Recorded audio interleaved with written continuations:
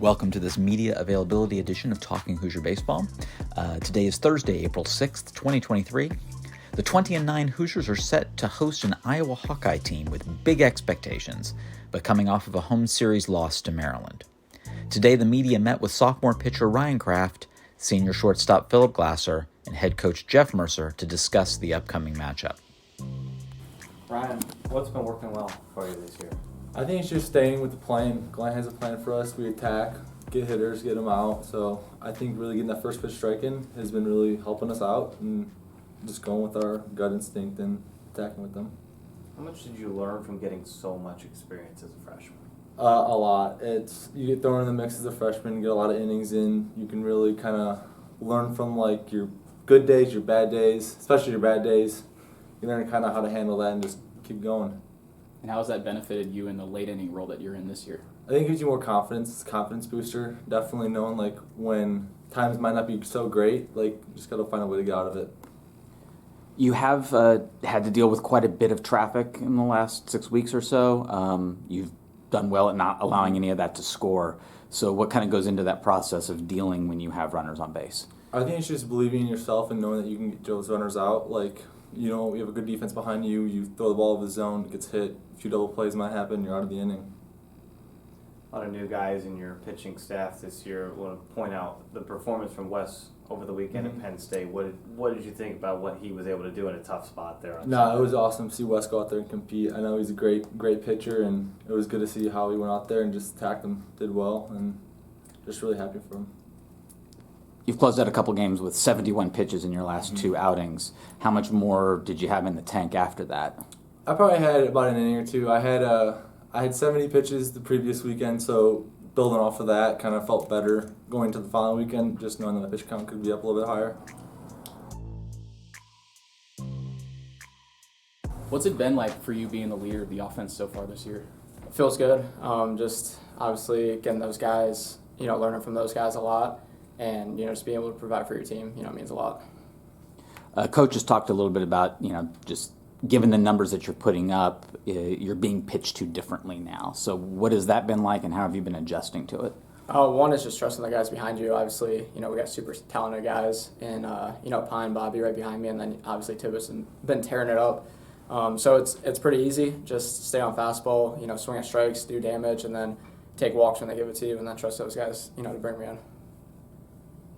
When you look at like Tyler Cerny, feels like he's learning from you in the field. Devin told me he's learning from you at the plate. How have you seen those freshmen kind of latch onto you, and what have you been trying to share with them? Yeah, that's one of the biggest things I want to do this year. Obviously, I know how hard it is playing as a freshman when I played as a freshman, and just whatever I can, do for them, defensively, offensively, mindset. It's a long season. It's like triple the time that high school is. So whatever they need, I always try to provide, and any advice. So the failures I had to go through, they kind of, they're aware of it and don't really have to go through it. You're looking at facing a really elite fastball this weekend. Can you kind of talk about the preparation that you and the team have made to do that?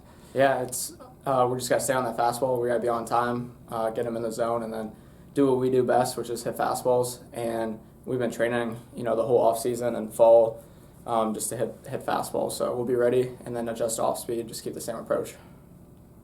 Take any motivation from how the Iowa series went last year? Try and beat them this time? Yeah, definitely what happened last year, wasn't ideal, but at the end of the day, it's 3 games, and we play every team, the same. We go compete against every single team, regardless of what the jersey says. But no, we're super excited for it. Obviously, it should be really good weather, and with a big crowd, and we'll be ready for it.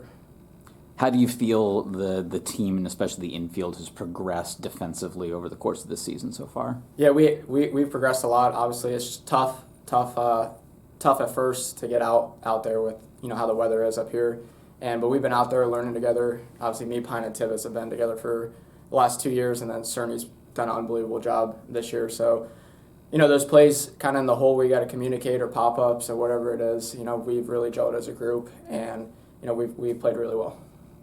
You're on the end of a lot of the pickoff throws or the catch stealing guys down at second base. Where have you seen Matthew Ellis improve defensively? Because I know that was one of the big things he wanted to do this year. Yeah, Matt's done. He worked his absolute tail off in the fall and winter, and I knew he was going to have a great year behind the plate this year. His transfer's really good, and he already has an elite arm. So he's working with Den Sagerman a lot, and his footwork behind the plate's like 10 times better than it was. And obviously, catch and release is very quick, and then we've got a lot of guys because of it. Coach, I know there's not a magic formula or potion for home versus away, but what do you feel like contributes to the offense being so good at home and then sometimes just being a little stagnant away from home? Well, I mean, I would say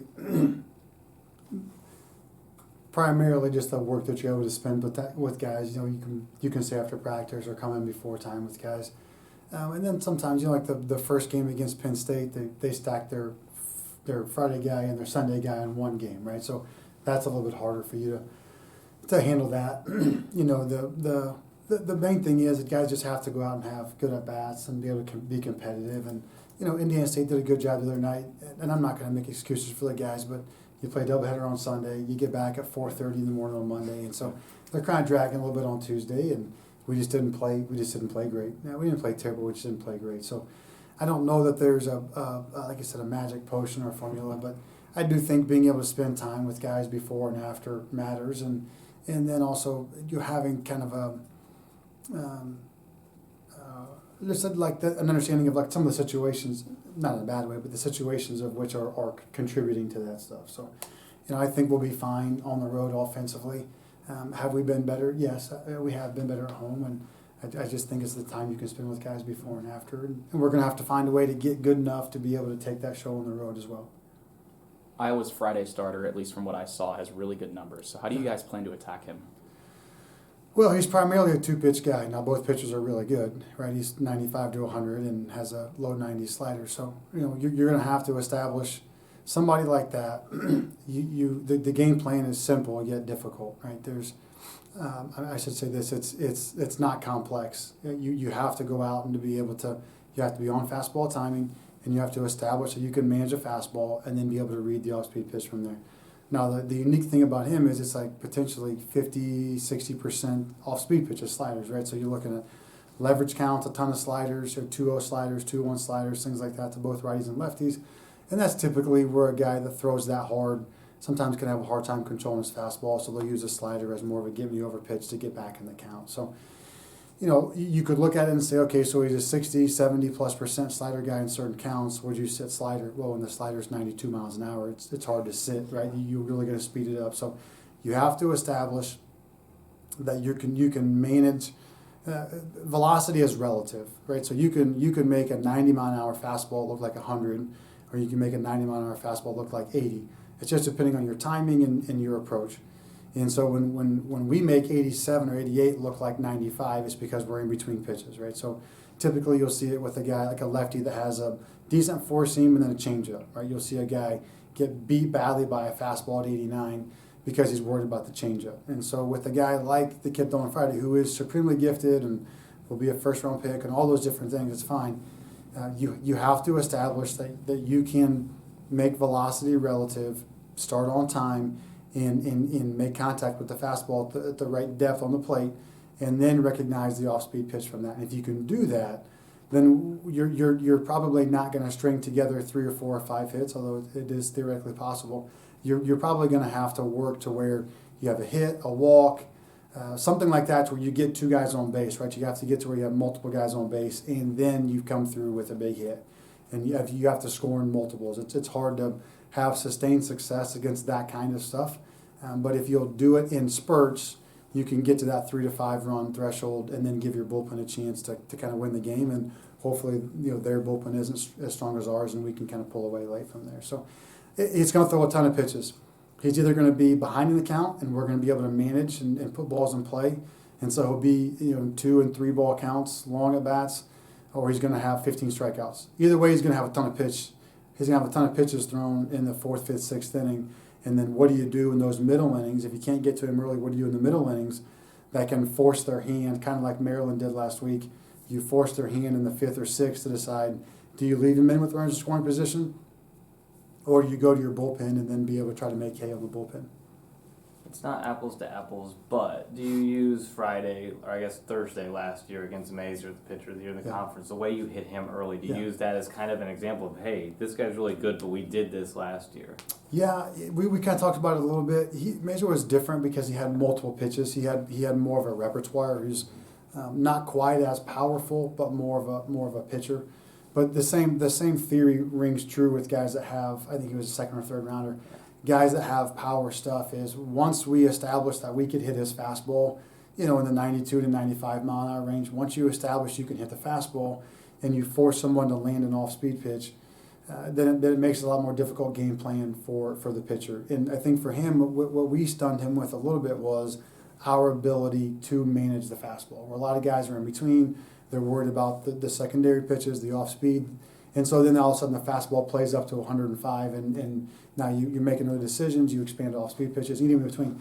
And that's where I think he ate everybody's lunch last year was they didn't get to where they established they can hit the fastball, and now we're going to make you throw an off-speed pitch for a strike. And we were playing with our backs against the wall. We were trying to make the conference tournament. They were obviously comfortably in at that point. And so our guys were really hungry and fired up. And it was also a really offensive day where the wind was blowing out, one of those Iowa days where the wind's blowing out. And, we also were the beneficiary of that offensively, and they were the beneficiary of that offensively. That was a wild day. But, yeah, that does give you, confidence to where you go out and you can compete against those guys. You look at the starters from Ohio State last week that were really good, right? And so we put together a game plan of those guys. We're able to execute that game plan, and we'll have to go out and do similarly. When it comes to when you said about Penn State, obviously your plan was from a pitching perspective, of course, based on playing Friday, Saturday, Sunday, right. And you haven't had a chance to do that in a while. Yeah. Looks like you might actually have a chance to do that this week. Is that still going to be the plan for this week, or have things adjusted because of how condensed some of your games have been? We'll still try to do the same thing where we try to pick essentially the best matchup on Friday to get it off the ground, and then Senard Saturday and likely Steady on Sunday. And then we'll use Kraft and Yoho and those guys. And hopefully Hayden's shown some real flashes recently. Kind of the first game we feel like we're in the driver's seat to run it out. We'll go to those guys early if we have the opportunity to do that. I think we're going to start Ben Seiler on Friday. Illinois State had some success against them with lefties. So we'll start Ben and be able to see if we can get it off the ground with him. And he's been there before and is a veteran. And then, I thought we had a couple guys that we've added to the mix a little bit recently. Brooks I was really, really good, kind of the guy that we expected him to be. When we recruited him, 91, 93 on Tuesday was excellent and has shown some real signs recently, so I'm excited about him. And Braden Reisdorf had a good outing this week, and then Wes Burton and Nate Ball have shown some flashes. So if we can add those guys to the mix a little bit and give us a little bit of, you got to have some, especially on those Fridays for us and Sundays, you got to have a little bit of tie game down two, right? -2 range. Who do we go to -2, knowing the offense is good enough to be able to kind of break through when given the opportunity. So I think those guys give us a little bit of depth there to do that. And then we just kind of go to matchups. Senard gives us the length to get those guys. Hopefully on Saturday we should get hopefully 5 to 7 from him. And then Seti gets us off the ground with his 2 to 4 innings on Sunday, and those guys are back up. That threw Friday back up on Sunday. So we'll kind of follow a similar format where we typically just kind of pick the guy that we think is the best matchup to start. And like you said, we haven't had a normal weekend of the month. So you make all these plans, and we sit in the office for hours and map all this out, and then it all goes to where pretty quick. Thank you for listening to this media availability edition of Talking Hoosier Baseball. The series with Iowa starts Friday at 6 p.m. with Saturday and Sunday games at 12 noon. The Saturday game will be televised on Big Ten Network. See you at the Bart.